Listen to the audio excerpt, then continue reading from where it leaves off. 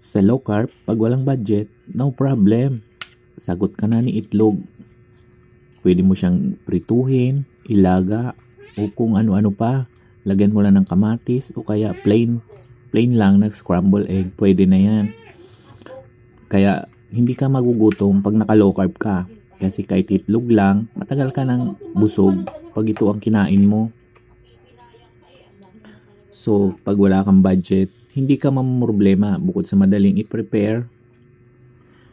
Mayaman din ito sa protina at masustansya pa. Kaya huwag kayong mag-alala pag wala kayong budget. Nandyan si itlog. Sagot kayo sa tagutom.